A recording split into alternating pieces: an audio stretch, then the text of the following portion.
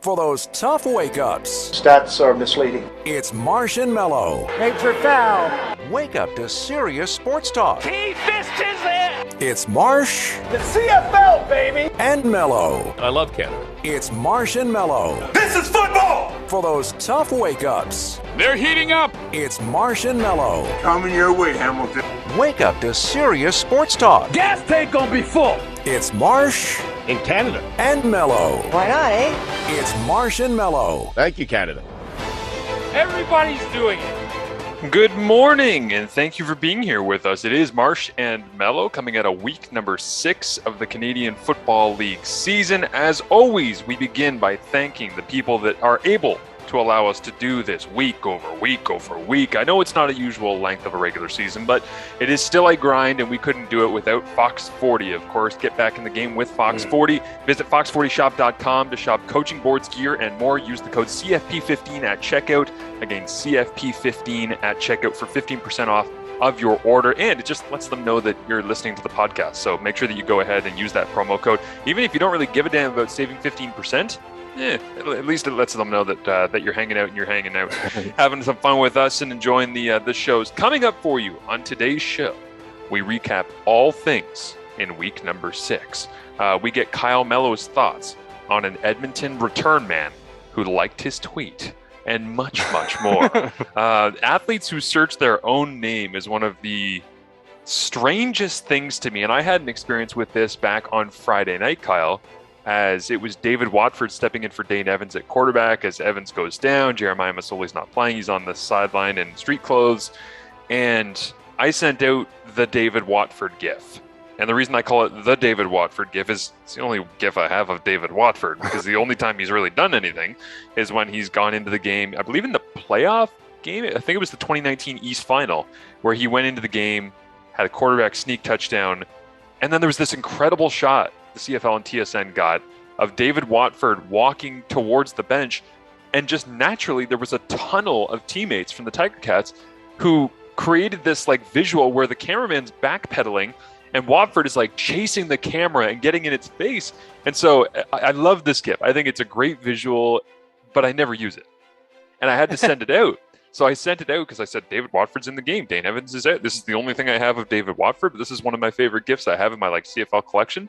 And I sent it out, and almost immediately, I had David Watford. I didn't tag him. I don't even know if I put hashtag Ticats, hashtag. I just sent it out, and I said, wow, didn't think I would be using the David Watford GIF.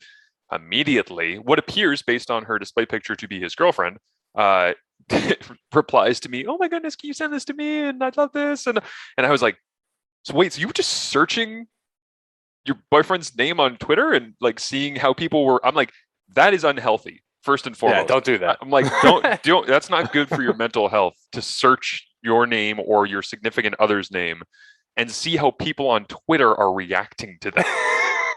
Because 98% of the time, the reaction on Twitter to anything, it doesn't matter if it is a labradoodle giving a hug to a husky, people are going to be like, fake. I mean, stupid. Hate it. You know, like people will get angry about anything on there, and so maybe I look at this a little bit pessimistically. But I'm like, hey, just wanted to start off with a little shout out to everybody out there. Don't search your name on Twitter. Don't search anybody that you care about's name on Twitter, or really any social media for that matter. But Kyle, you had the same experience coming out of that Edmonton-Calgary game. Yeah, Ernest Edwards, the returner for the Edmonton Elks. Just watching the game, and we'll get into all these games in depth, but watching the game, he's not a great return guy.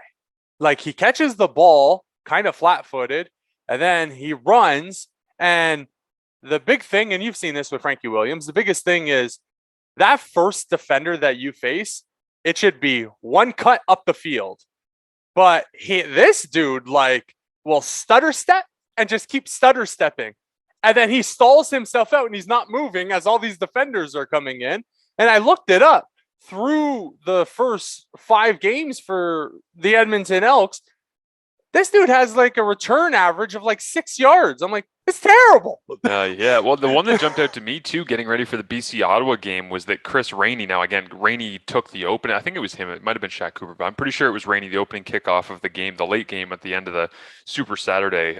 He has an awful return average this year too, and we're not getting the same explosion out of Devontae Dedmon. He's got a couple of nice returns, but one of them was kind of in garbage time, if you want to call it that, against BC. Despite the fact it was a 12-point deficit, it felt like it was a bit of a blowout in that game I called. So, yeah, the return game in general, I think, is struggling a little bit this year. Again, aside from, as you mentioned, Frankie Williams, his average might not be world beating, but he is one of the most feared people back there at this point, which there's not a lot of teams around the CFL right now where I'm saying team X is punting or kicking off to team Y, and as a viewer, I'm scared of what's about to happen. Frankie's kind of the only one at this point, is he not? Yeah, he kind of is. I think he's turned into one of the premier returners in the CFL, and he continues to get better as a defender. This isn't a fair comparison, but I look at Ernest Edwards returning the football, and it reminds me of what Chris Webber said and the reason why he retired. And I'm not saying Ernest Edwards needs to retire, obviously that's crazy, but Chris Webber, because I talked about Ernest Edwards with the stutter stepping, and he's like stutter stepping, but he's like over stutter stepping.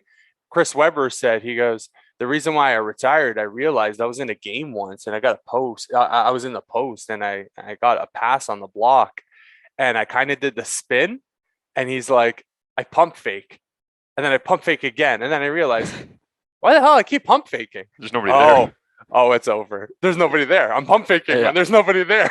He's like, because when I was younger, I would spin move, explode to the rim, and he's like, I'm over here like an old man now, like pump faking, double pump, triple pump, and it's like, yeah, it's over. Yeah, I'm with you on the one cut nature of CFL returning. Like, there's not very many players that you will see head towards kind of like, not necessarily a blocking wall, because we don't really have those anymore, but that will head towards I'm trying to think. I guess the one that jumps out to me is the Lucky Whitehead. Maybe Lucky Whitehead's in that conversation with Frankie Williams, to be fair, because he did just have that long return. But he gets up the field too very quick. Yeah, but I'm just thinking of the return that he had against Ottawa this past weekend, Kyle, where he kind of gets to a certain point on the field, and when he tries to get to that wall, he just doesn't take very long to get there. And it's not a speed thing, it's a decision-making thing, right? It's knowing where you want to go and the quickest way to get there, and knowing where your blocks are, and knowing when to make that one cut. Because with running backs, we always talk about being one-cut runners.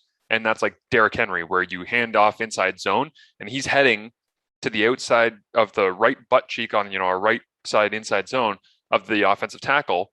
And his job is to cut vertically, like get down the field, whether it's in the A gap, B gap, see whether he has to press it all the way to the edge because there's nowhere to turn back, whatever. To me, a one-cut returner in the CFL is the best version, because it is Frankie Williams, what you saw against the Argonauts on Labor Day, where he turns to the wide side of the field.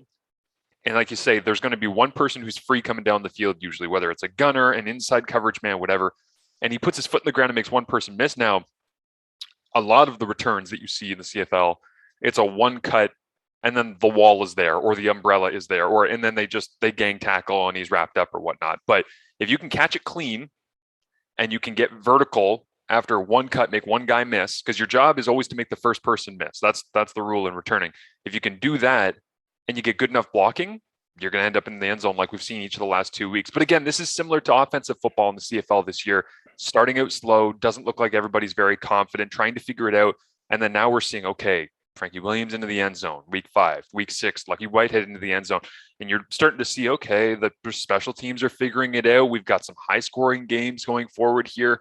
And I really do think that this is, if you look at a normal year, the body clock of a CFL player, what do we usually have? Although the Stars don't play in the preseason, it's usually the 2 preseason games, the 4 regular season games.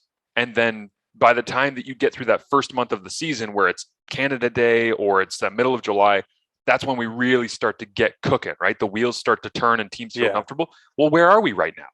We're in week 6. We just ended week 6. So to me, it's like all of these things that we're talking about that we've been waiting for, they're coming to life. They're coming to life right now. And I think it's matching the timeline that we usually see in a quote unquote normal CFL season.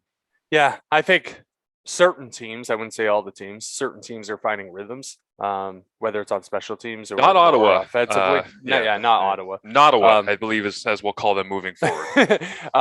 It is crazy that the Red Blacks are going through the same thing they went through in 2019, where they get a win early in the season and everybody's like, oh, maybe they're not going to be as bad as we thought. No, you were wrong. And now I actually think it's worse than it was the first couple of weeks of the season, because the first couple of weeks of the season, yes, they get that win over Edmonton, but they showed some fight and they showed defensively, maybe they were really good.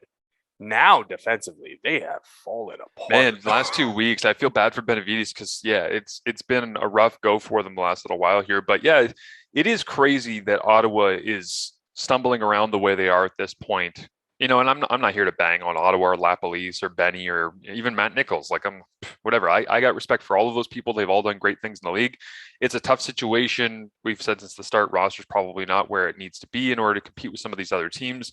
But to see them, to your point, with a different quarterback to start the year, with a different coach, and to be in a similar situation, it's like, okay, well then how do you reassert yourself? And again, it's not a short-term turnaround. So I don't expect to say, fire everybody and start all over again. That is not the answer in Ottawa. No. Like Winnipeg, I remember there was a time where Mike O'Shea was not just on the hot seat, but everybody was saying, well, when's he going to get fired?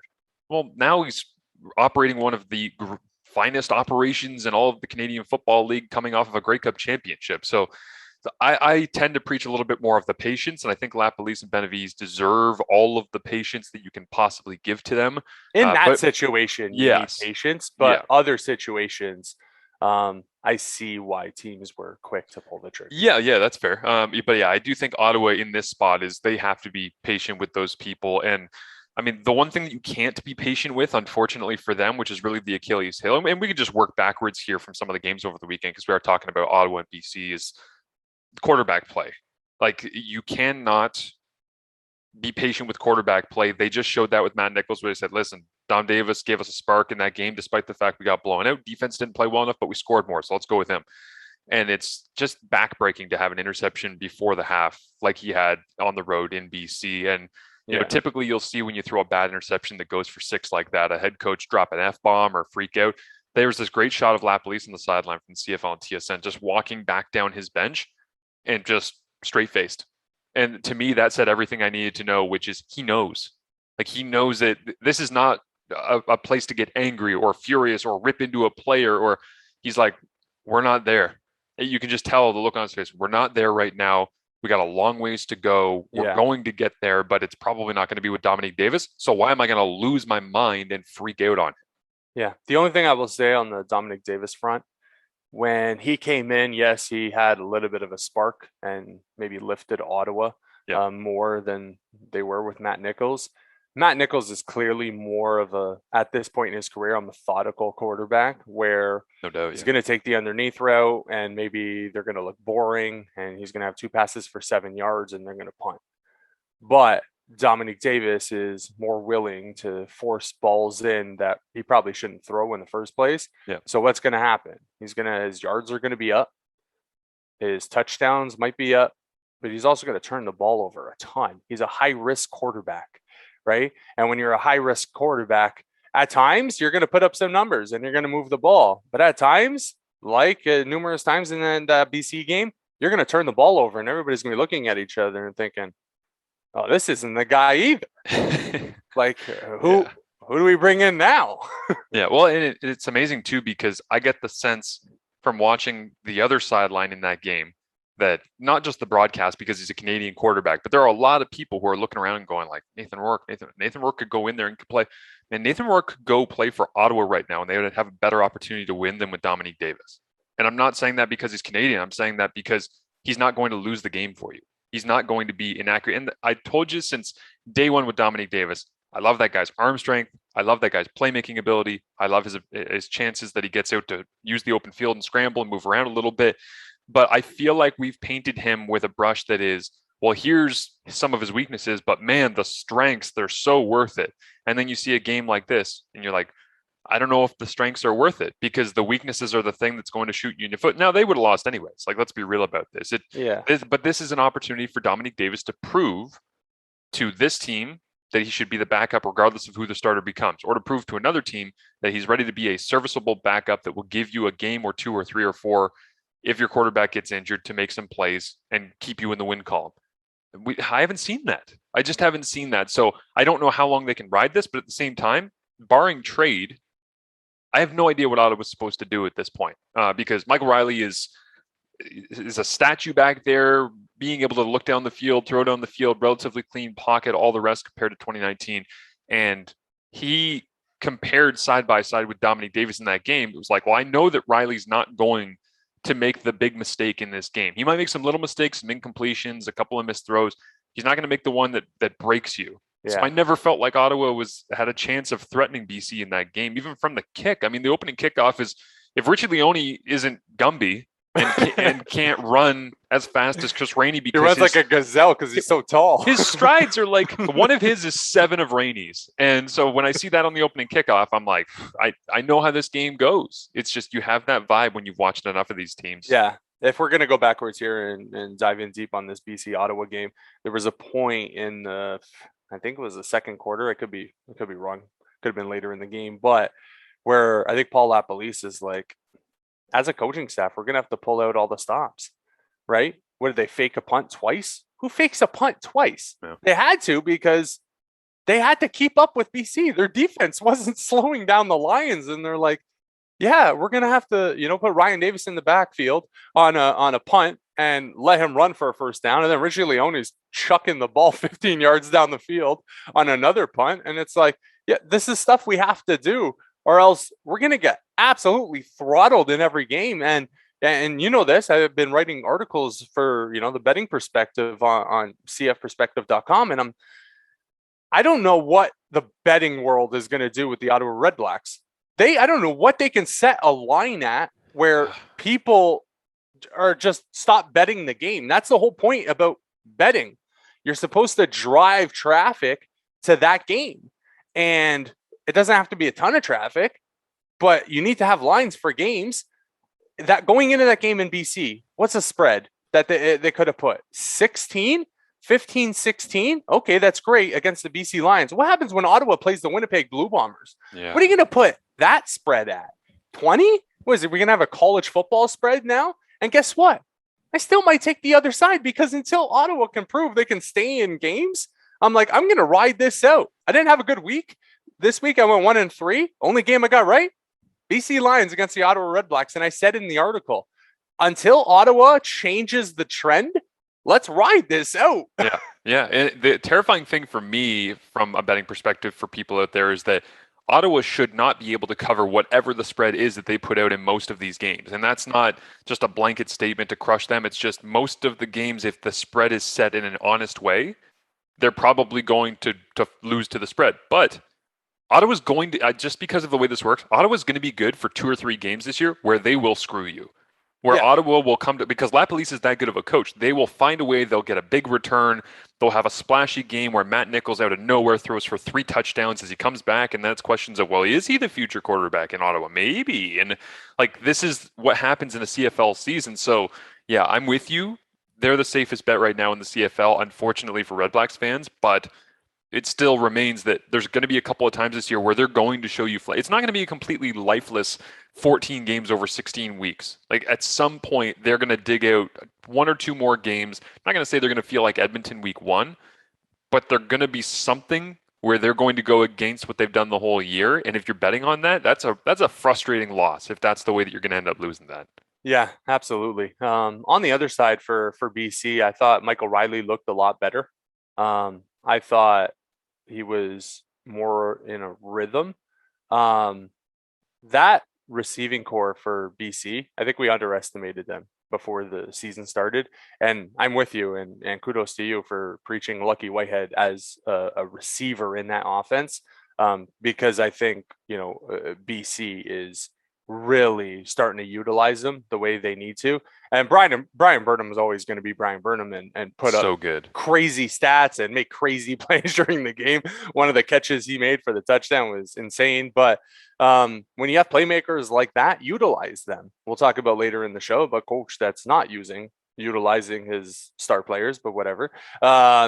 And I'm looking at BC and thinking, okay, maybe they can surprise somebody this year in a potential playoff game. I still think they're leaps and bounds behind the Saskatchewan Roughriders and the Winnipeg Blue Bombers. I think they're in a class of their own, but only time will tell. Yeah, absolutely. Brian Burnham, it's crazy to me, Kyle, because we take him for granted. Like as impossible as that seems, we actually do take him for granted in so many ways because he makes so many damn plays that you probably should not be able to make. But he does them, and because he does them so consistently, we're just like, okay, yeah, sure. And then you go back and you look at it, you're like, that is stupid how productive he has been through poor offensive lines, good, whatever it might be that's the extenuating circumstances around him in BC. The dude just continues to make plays. So I'm a big fan, as always.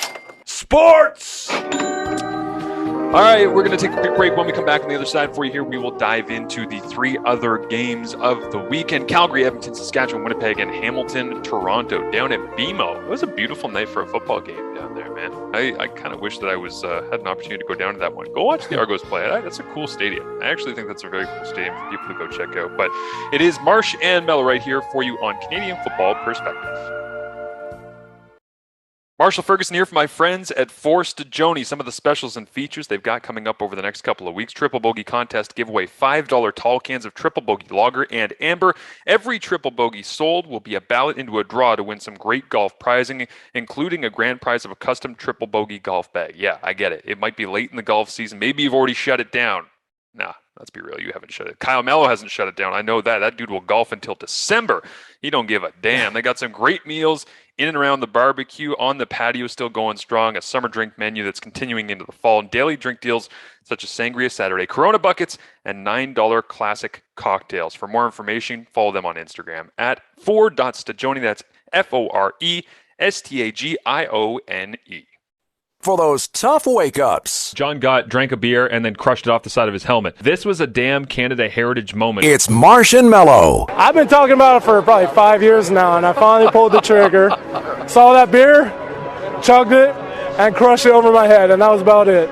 That was a lot of beer consumed, I would say, on Saturday across this nation because of football. If you'd like to get more beer, by the way, and do it by supporting the CFP podcast here, you can, of course, check out Canadian Football Perspectives partnership with Sawdust City Brewing. Go to sawdustcitybeer.com, sawdustcitybeer.com, and you'll be able to check out with the promo code CFL. Get yourself free shipping. Let them know, again, that we are here and that they are supporting us, and we appreciate it. We've been talking with Sawdust about how to move forward, and the best thing you can do for us is to order yourself up some beer so we can continue to bring you all sorts of Canadian football discussions as we go throughout this season. Calgary 32-16. They double up the Edmonton Elks.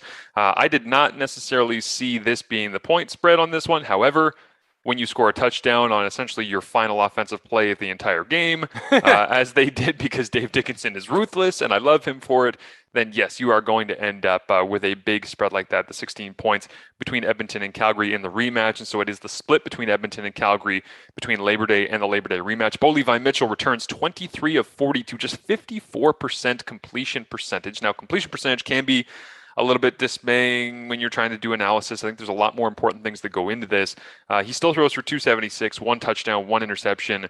But to me, the moment of the entire game was when Dave Dickinson lost his shit on Bo Levi Mitchell on the sidelines. That was great theater. And the reason that I say that is not because it's just fun to see a coach and a quarterback get into it. It's because I've said this many times before, and people that have consistently listened to us are probably exhausted of me saying, yeah, we get it. You spent 2 weeks in a Calgary training camp. Like, shut up. That doesn't mean it. Yeah, I agree. I'm tired of saying it too. But for anybody who's new, I spent 2 weeks in the Calgary training camp in 2013.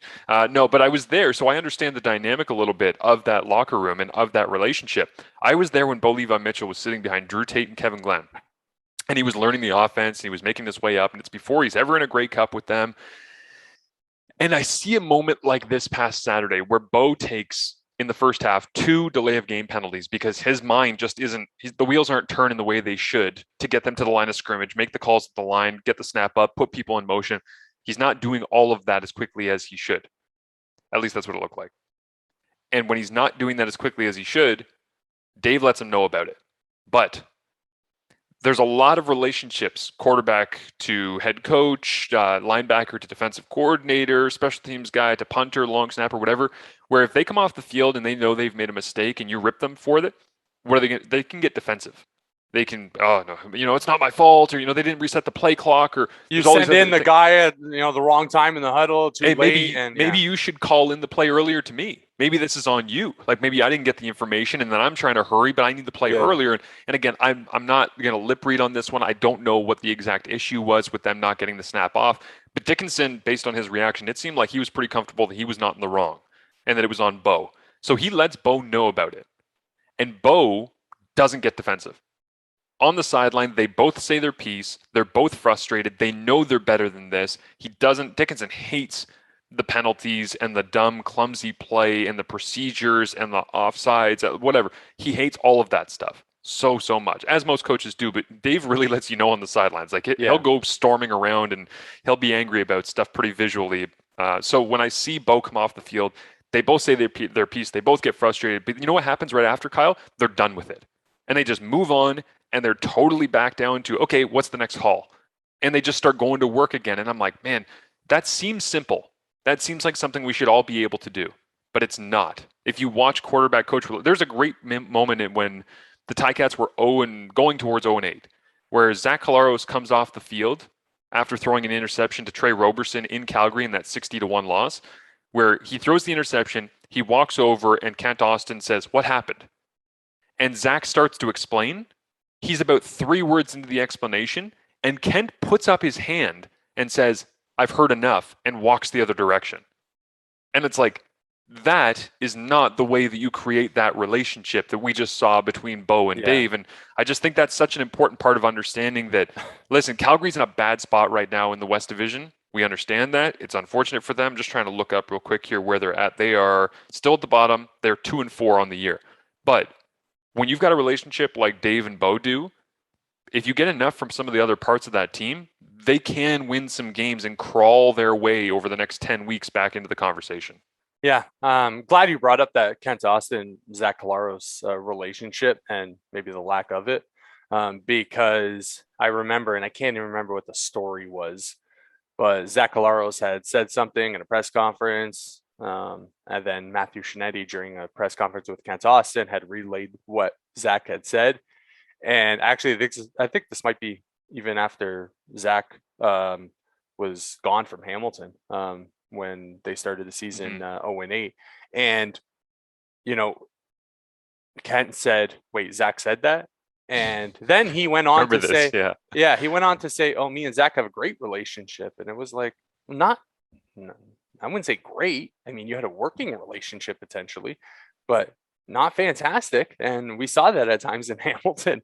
But I'm with you. Like Dave Dickinson and Bo Levi Mitchell, they've gone through the ringer, right? They've had success, and now they're in the middle of turmoil, maybe less so after this weekend, after a big win in Edmonton. But I think I was always saying during the Stampeders' struggles over the last little while, they have everything in place to be good, to be great. And you're telling me if they're a 3rd seed or a 4th seed in the West playoffs, you're telling me you want to play the Calgary Stampeders in a playoff situation? Well, hell no. Here's a question for you, Kyle.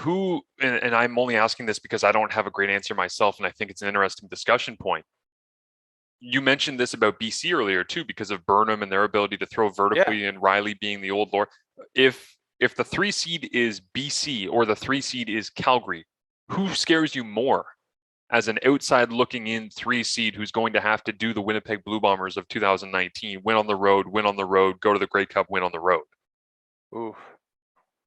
Yeah. Like, I think the Calgary Stampeders are perfectly suited for a run, and especially if they can get some rhythm underneath them. And don't be surprised at the end of the season if the Calgary Stampeders are in like 2nd place in the West Division, because they've gone. I don't think they can catch here. Saskatchewan or Winnipeg, though. I think Saskatchewan showed some faults, and they feel like a wounded animal right now. But and it's the health of Cody Fajardo, right? If they have Harker as their starting quarterback moving forward, no disrespect to him, I worry for the Rough Riders. Okay, I just want to say this: like, we've done enough here on Calgary Edmonton. I'm sorry that we didn't get to Trevor Harris and his performance. I know they only had 16 points in this game, but I would say that my main takeaway from this was Bo and Dave finding a way. James Wilder Jr. still doing his thing. And then Trevor's efficient again, but 1 interception, 0 touchdowns, and they didn't really create that much offensively. Can I just say stuff yeah. about what I saw from the Edmonton Elks? Yes, yeah. I can't recall a 5-game stretch where I've been less impressed with a guy who's supposed to be a great coach in the CFL. I think Jamie Elizondo has been terrible through the first 5 games. You're telling me in 5 games your offense has been shut out from the end zone in 2 of those games, both against the worst records in the Canadian Football League. They got shut out from the end zone in Ottawa, against Ottawa in week 1, and now against Calgary. Say what you want about the Stampeders, I understand that. Greg Ellingson, with 5 minutes left in the fourth quarter, has 1 target. It's Greg Ellingson. Like, utilize your stars. It's the CFL. It's a bigger field. You can get the ball in the hands of your playmakers if you try. And he's not trying. The offense, to me, just looks terrible.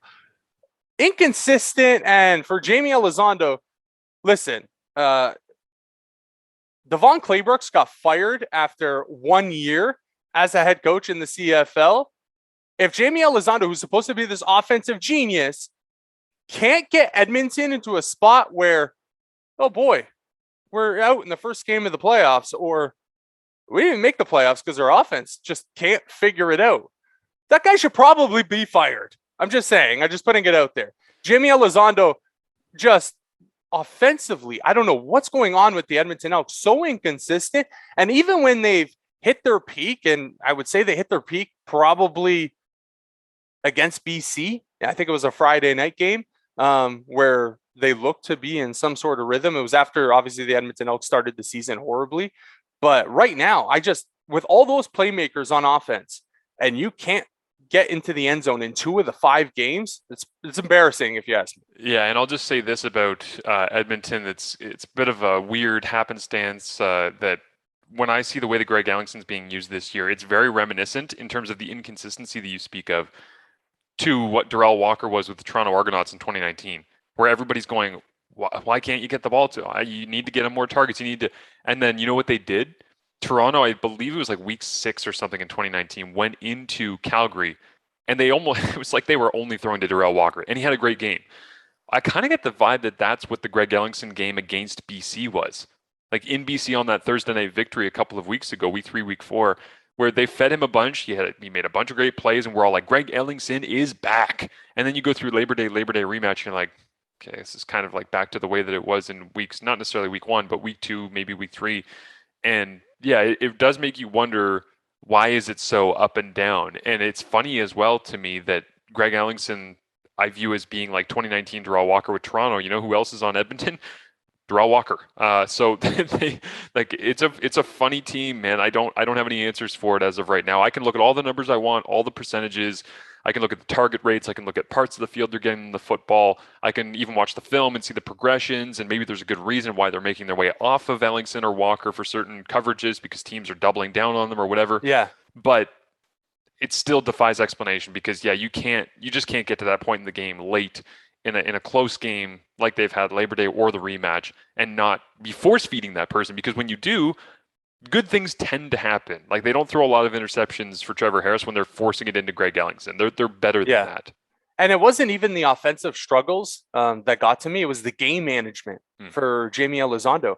In that first half, Calgary looked like a high school offense that couldn't get their bleep figured out, right? Bo Levi Mitchell looked like he was a deer in headlights. You got to pounce. Take advantage of that. They kicked the field goal twice, right? One of them was on 3rd and 2 or something. I think it was less than 2. Go for it on 3rd down. Like, jump when the other team can't figure their bleep out. And there was another play. I think it was 3rd and 4. They were in Calgary territory and they punted. I'm like, go for it. Even if you get stopped, it's not like Calgary's figuring it out offensively. Like, this is the time to pounce. And I thought Jamie Elizondo let numerous opportunities for the Edmonton Elks to really grab a hold of that game through his fingers. And for the Edmonton Elks, you have obviously offensive issues right now with getting the ball in the end zone. we'll see. But that's a situation that needs to fix itself, because I think there's people in Edmonton that are going to really be, pissed off, because Jamie Elizondo, look, for everything that happened with Scott Milanovich, they hired him, then he was gone, and like they had an opportunity to hire Jamie Elizondo when they hired Scott Milanovich, and they chose not to. Did they go to their number 2 guy? It kind of looks that way right now. Yeah, I mean, he wasn't allowed, it was my understanding, out of Ottawa, right? So I think that when that door got closed, then Milanovich became the guy at that spot. But yeah, the point remains, it's a tough spot for Edmonton in their offense, and I'd like to see them get going as well, because, I mean, if they're gonna struggle when they've got full weeks to prepare for teams, and they're playing the same team back to back, what's it going to look like when they're playing 3 games over 8 days or whatever it is because of the COVID rescheduled game, when the legs are a little bit heavier? That could be ugly for them. And if that's ugly late in the season, that's not going to be a good look. Let's move on to Saskatchewan Winnipeg here. It was the first game in Super Saturday. Zach Collaros, 81% of his passes completed for 278, 2 touchdowns, 0 interceptions. Perfect, Zach Collaros. Basically, a couple of knockdowns at the line of scrimmage, maybe 1 missed throw in the entire game, but 18 of 22, completing 82% of his passes. Cody Fajardo, 11 of 17 for 64%, 169, and an interception before he ends up smacking his head on the turf at the beginning of the second half. And in comes Isaac Harker, who, I'm with you, Kyle, looks like he works for a landscaping company, and he's just a high school kid trying to make some money so he can go buy a new pair of shoes. Working in a sleeveless shirt the time. Although I will say he made one throw on the right sideline that was a comeback to the outside, wide side of the field, that I believe Kane Schaefer-Baker ended up catching, which he's been great, by the way, out of Guelph. And Dwayne Ford was all over that dude when he was coming out. He's like, he's going to be the best receiver in this class. I'm like, I don't see it. And then sure enough, as always, Dwayne is right. But he made this one throw where he gets hit, gets planted, like where you're throwing to your right, rush is coming to your rush arm. You throw the ball, guy wraps you up, bang, whacks you right onto the turf. And he puts it outside and high and away. And I think it was Glenn Suter that was on the color call. And he's like, well, he missed that one. He missed, he put it to the outside. It's a little offset. And I'm like, Glenn, that's a great throw. Like I was sitting there and I'm just thinking, that's a fantastic throw. Getting hit, looking through the rush, only a couple of plays into the game, and spotting it high and away from the defender to the wide side of the field on like a 12 or 18-yard comeback. I was like, whew. So Harker, again, I make fun of the fact that he does look very young, and he does at times play a little bit young. But he made some throws. Like he made some really good throws in this spot. So all hope is not lost for Saskatchewan. I think if he might have to go for a week or two, not even right now, just in general. With that being said, he's obviously not Cody Fajardo. He's not going to run through arm tackles. He's not going to create off script. He's not going to spin away from free rushing linebackers like Fajardo did against Hamilton back in week number 2. And so you need him to be ready to go. But the thing that jumped out to me in this game was that both running backs, William Powell and Andrew Harris, 18 carries each. 18 carries each. Now for Winnipeg, some of that was grinding down the clock and just trying to get out of there. Saskatchewan dedicated themselves in this game to trying to run the football a little bit more, which Derek Taylor will always tell you here on CFP. Running the football doesn't matter in the CFL. It's a waste of time, energy, and effort.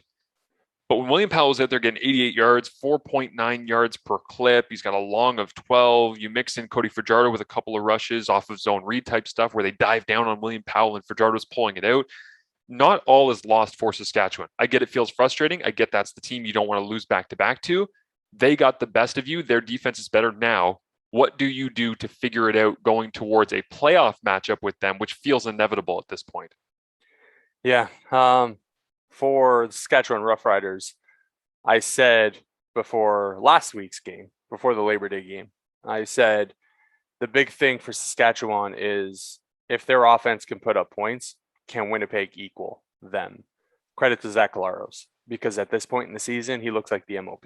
Mm-hmm. It's just the way it is. For as great as that defense is, and they set up Zach numerous times with great field position, and he mentioned that post game, like Zach Collaros, this is like 2015 Zach. So here's my question on the MOP discussion at this point. And again, we are 6 weeks into a 16 game season, so we're just beyond a third of the way through. Which there's always takes on who's played well through the beginning, and there's injuries still to come, and there's people that will go up and down. But the one consistent in Winnipeg throughout this entire year, yes, it's been Zach. He's been very efficient, but as much as I like giving the MOP to quarterbacks, I'm looking at this and thinking, how is there a player that is singularly great enough on Winnipeg's defense to give the MOP?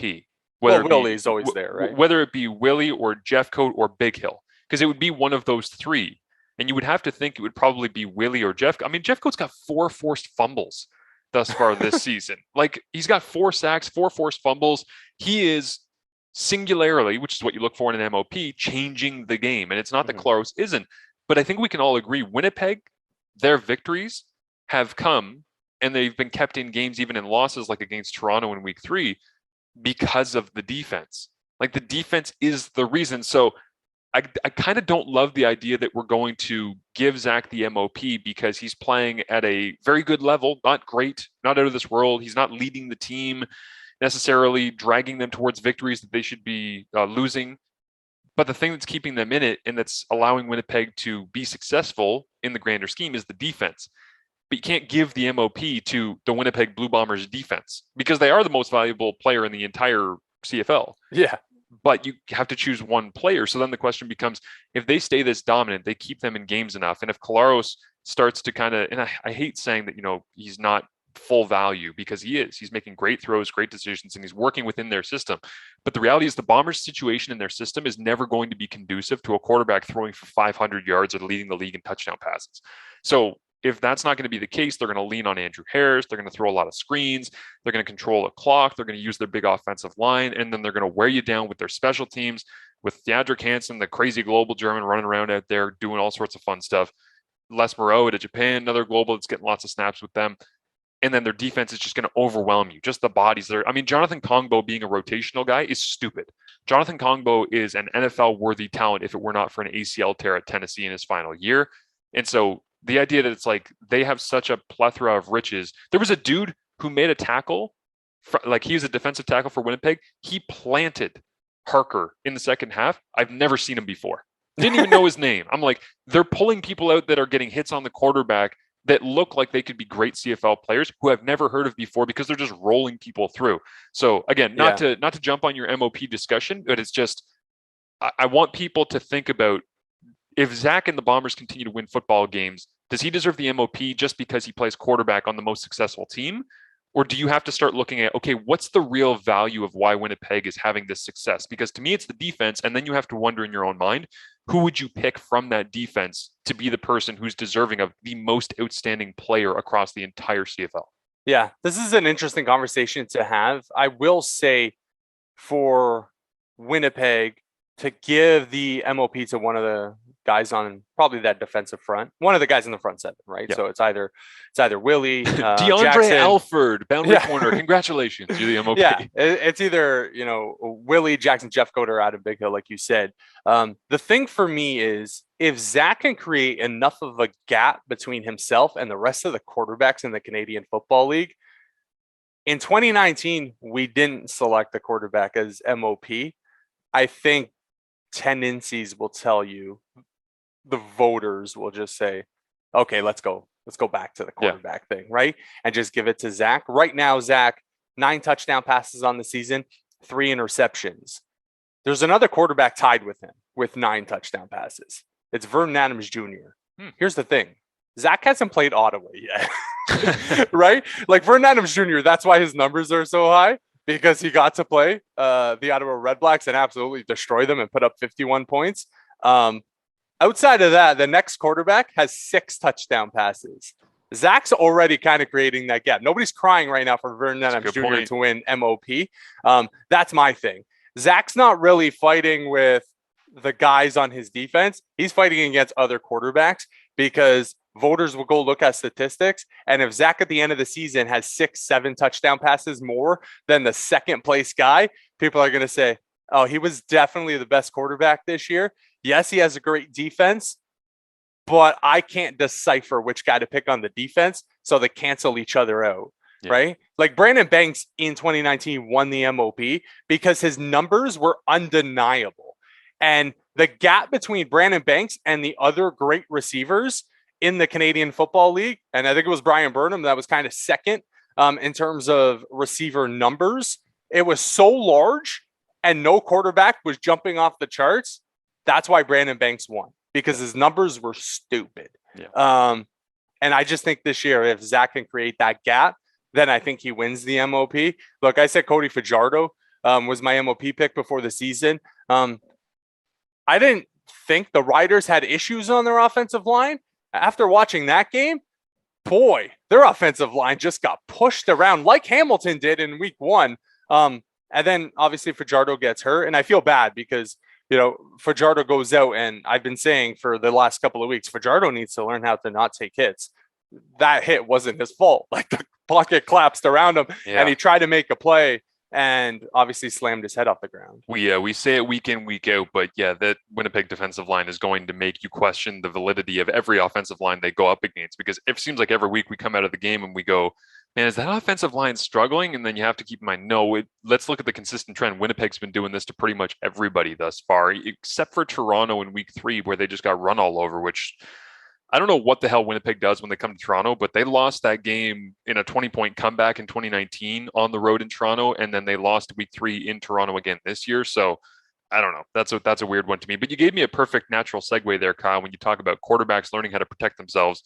Dane Evans, the Hamilton Tiger Cats, they end up losing to start off week number 6. This was down at BMO Field in Toronto. It was actually really fun to see this marquee matchup on Friday Night Football highlighted.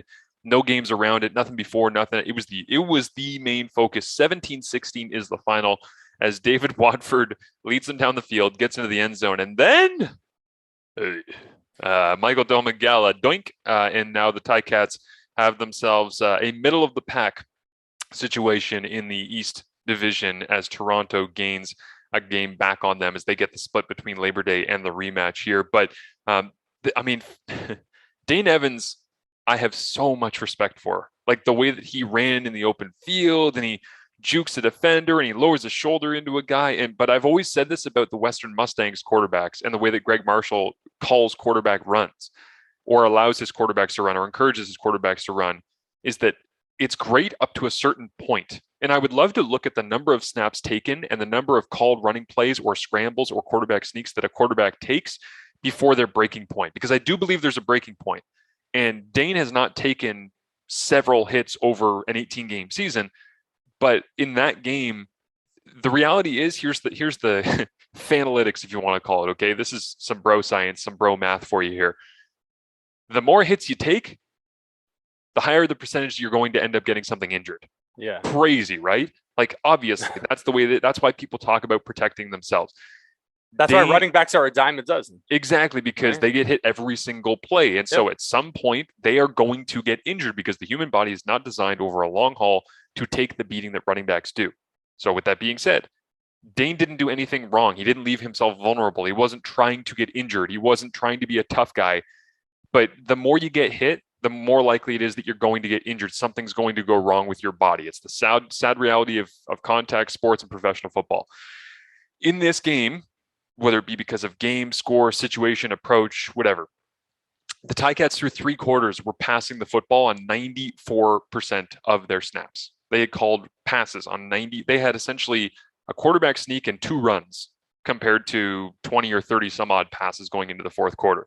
That allowed the defensive line for Toronto to just get after it. And when they did, it was pressure, and it was Sean Oakman splitting double teams, because it doesn't matter if you triple, quadruple, whatever the term is for 5 blockers. If you send your entire line Sean Oakman's way, he's still just going to run through a bunch of human beings. Because I crunched the numbers this past week. Willie Jefferson's a monster, right? Yeah. Like, he's a terrifying human being. Sean Oakman of the Toronto Argonauts, who is a meme, obviously from his time at Baylor, but he is a incredible athlete. This guy is, I believe I saw 3 inches taller and 40 pounds heavier than Willie Jefferson. 3 inches taller, 40 pounds heavier than Willie Jefferson. He's got a pretty good first step, and he just runs through contact. So they had all sorts of pressure on Dane. He ends up getting dinged. Ticats made it interesting down the stretch, but couldn't finish. And now Hamilton becomes the most interesting team, I think, in the entire CFL when it comes to news of the week leading up to their next game. Because to be in this spot where Masoli's been out for a couple of weeks, sounds like he'll be available, but you don't really know until he's back out there on the field and 100% playing at a high level. Based on the way that Masoli looked to start the year, if he comes back in and he struggles in the first quarter, do you have to do what Lapalisse did with Matt Nichols and say, listen, we can't keep doing this. We have to pull you out here and go with somebody else like you did in week 5 against Montreal? There's so many questions right now around Hamilton. And I just feel like quarterback is central to most, if not all of it. It's great to have 2 starting caliber worthy quarterbacks, but this game, Toronto felt in control for the most part, I would say, from start to finish. I thought Nick Arbuckle looked really good. Receiving core is nice. And sounds like Kendall Wright, the former first-round NFL pick, is going to show up in Toronto this week. Where they're going to put him, I have no idea, because they're running a bunch of 2 running back formations, so they don't have as many receivers on the field. Going into this game Friday, if David Watford is the starting quarterback of the Hamilton Tiger Cats, and I don't know what's wrong with Jeremiah Masoli, but if David Watford is the starting quarterback for the Ticats, the Ticats are going to get stomped. Because Calgary, now they have rhythm underneath them after that win in Edmonton. I don't think Bolivia Mitchell's going to have that first half where he's looks like a deer in headlights. I think they're going to come after the Ticats. And that offensive line for Hamilton, I worry that Stephen Banks is going to get 6 sacks. He's nice, man. I'm glad that you brought up Stephen Banks, because when you see a player once in a while, and this is honestly because of their talent recruitment, it's usually the Calgary Stampeders where you see a player and you're like, whoa, that guy is going to be really, really good. And you know it almost immediately. Stephen Banks was that player for me from this week. And it might be because Edmonton's O-line struggled, but he made plays that I don't care who's in front of him. I think he would have made them. It's funny because the last couple of weeks we've been discussing the Ticats' potential cap situation and how they're kind of strapped. And we talked about Jeremiah Masoli and potentially moving him out to alleviate some room. That's doesn't really play into this conversation. Now it's going to be tested on whether the Ticats can make some roster moves. You need a kicker. As much as Michael Damagala is a good story, he looks not confident at all, even in some of the kicks that he makes. I mentioned against the Argos that he had an extra point drop in, just on the other side of the uprights because of a big gust of wind. It seems like every kick is like that for me, for Michael Damagala. It's like, oh, that went through, but that was a kind of shaky kick. But nobody cares because it got through the uprights, right? Well, Winnipeg and Saskatchewan kind of feel like that now too with their kicking situation. That was rough, man. In that Winnipeg Saskatchewan game, we're just miss kick. Scared. Yeah, I don't know what's happening with these guys, but there's typically, nobody can reach Rennie Paredes in terms of consistency, but typically you got a bunch of people nipping at his heels. Sean White maybe aside in Edmonton, but this year it's like you've got the elite veteran kickers and then you got this new crop and they're all struggling, it feels like. Yeah. And then for Hamilton, you have the issue on the offensive line. They came up again. The issue's not going away. And I put it out on Twitter during the game. Even though you're winning, the cracks were still there. And the offensive line slowing down opposition's pass rush seems to be an issue still. And for Hamilton, are you just going to kind of go through the motions for the rest of the season with this group? I hate to say it, but, Kay Okafor on the left tackle, he wasn't good against Toronto. Yarborough, this dude that keeps stepping in on the right guard position, stop playing him there. At some point in the second half, they had to put Jesse Gibbon in because he was just getting pushed straight back every single play. Like, this isn't good enough for the Ticats. Dario Sirocco, again, I thought he was being pushed up the middle. Move him back to his position at right guard and go and find a bleeping center. The movement on this offensive line, some of it was unnecessary. Some of it you were forced into. The Ticats had a horrible contingency plan for Mike Filer retiring. The writing should have been on the wall. Find a competent center that can fill in for Mike Filer if he retires. Well, he retired.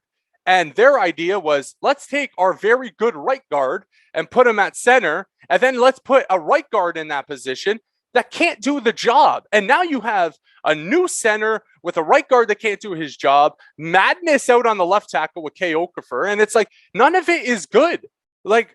For me, this has to be addressed now. Because if it's not, it's going to be a waste of a season where the Ticats are hosting a Grey Cup. And I hate to be forceful in my comment about it, but for the Ticats and the city of Hamilton, that this isn't good enough. Everybody knows your problem and you haven't done anything to fix it. Maybe you can't. Well, that's your own fault for putting yourselves in this position. Yeah, I don't think that you're wrong to be forceful with it because that's the way that Hamilton feels. And I haven't talked face to face with a lot of people because COVID. But I have gone to, go get my haircut at Architect Hair Design down on downtown Hamilton. And when you're around those people that are Ticats fans and you hear them talking about stuff, the first thing that comes up is the offensive line. And that's just the casual fan, the average fan, the person who, knows that I work in and around the CFL. And they say to me, "What's going on with the O-line?" I'm like, "Listen, there's some forced evolution there, and it's also, I think, fair for you to say, Kyle, that some of it has been forced and some of it has been unforced, and they've been trying to juggle and to figure it out. I think in a COVID season, it's more difficult to move players in and out, so that's understandable. That maybe that limited their roster, but yeah, you would have liked to have seen a more natural transition to something that made sense. I always thought Revenberg might have been the guy that could become the next, like it's the Marwan Hages into the Mike Filers, and maybe it goes. Well, why? Why would you move him from left guard? But exactly, like that's to me, that was just me being, trying to be the storyteller, where it's like, oh, the long history of centers, Canadian centers for the Hamilton Tiger Cats, and this is the next great one who's going to be there for 10 years, and it's like, no, he's too good at left guard. Sirocco, I think you're right, is in a similar position, but again, in Toronto, you're seeing DeCastro move all over the place as a young Canadian who's trying to replace Sean McEwen after he leaves in free agency for Calgary. So. All of it, I think, is on the table for Hamilton trying to figure these things out offensively. But and now I just wanted to touch on the David Watford situation. You look at the statistics; his numbers were, I guess, okay. He kind of almost willed Hamilton back. For me, he can't do the things you need to be a successful quarterback in the CFL. The first two throws that he had. And again, it could be rust, a lack of reps. But those guys are, but here's the thing. And people always bring that word up and it drives me nuts. Oh, he doesn't have reps. The two throws he missed, the guy was wide open and he wasn't even close with his accuracy. It could just be a bad throw, but that's all I can see. That's all I can go off of. And people on Twitter, after I put out, David Watford is not a quarterback. People on Twitter, yeah, but that's a lack of reps and, a lack of rhythm with the offense. Look, I've seen David Watford in practice. I've seen him throw the football. It's not good. It's not. And if he's going to be the starting quarterback for the Ticats are going to get, like I said at the beginning of this, they're going to get absolutely stomped by the Stampeders. It's just looking at the schedule here for Hamilton going forwards. They've got Calgary in week number 7. Maybe some relief coming. They play against Ottawa in week 8 on a Wednesday. It's an interesting one. Wednesday, September 22nd is going to be that game. And then the following week, Hamilton has got Montreal, I believe, at home, which that's pretty fun to see those two teams coming together. And then they've got Toronto in a month on October 11th, less than a month at this point, as people are listening here on a Monday. So we'll see where it goes. We'll find out exactly how Hamilton tries to deal with this issue. But based on what we've seen in the last couple of weeks, it doesn't seem like there's going to be a lot of change in that spot. Let's dive into the 3-minute warning and wrap this thing up. Get ready! Get ready! Let's go, a little urgency. Here we go. Let's go. We're almost out of here. This is the 3-minute warning brought to you by... It's brought to you by grocery bags that don't rip. I feel like I've had a long history with this where I hate using the plastic bags. I'm all for the paper bags. If you can recycle them, that's great. But they always overfill the paper bags, or in an attempt to not overfill the paper bags, you feel like you're not getting your money's worth for getting them. So I try to use those reusable bags, right? And I've got one that's a Metro bag. I've got one that's a Fortino's bag, and bring 3 or 4 of them, try to use them. Well, I had one that was for some reason, I don't know why, it was in the rotation of my grocery bags. It was a green Food Basics bag. Oh yeah, I know the bag you're talking about. It's a big bag, right? Like you can put a lot of stuff in that. Well, last night, don't I go to grab some groceries, overfill it, go to pick it up, both of the handles just ripped at the seam. Oh, like the entire, I just heard rip, and I looked down and everything was just spilling out the side. So shout out to the Metro bag that I've been using for probably a decade that hasn't shown any signs of wear whatsoever and holds strong. It is the sturdy, it's the Sean McEwen of grocery bags. It's the sturdy center I can always rely on. Yeah, there was one time I worked at the LCBO, and I don't know, this person was walking, and I'm pretty sure they walked into the side of the building and hit like the bag on the brick, and cracked one of the bottles inside. Well, they had a long walk to their car, and I'm pretty sure the bottle was leaking inside because there was alcohol all over the bottom of the bag. And they were walking, and the rest of the bag just ripped, and they dropped probably 3 bottles just all over the parking lot, and they came back inside and blamed me. And I'm like, the forensic evidence would tell me that the paper bag has liquid at the bottom, which doesn't make sense on why it would rip. Clearly it was leaking, and the bag just gave way because it was wet. Yeah, that's awful. By the way, quick shout out here on the way out. For anybody that doesn't know, the theme song here at the end of our show.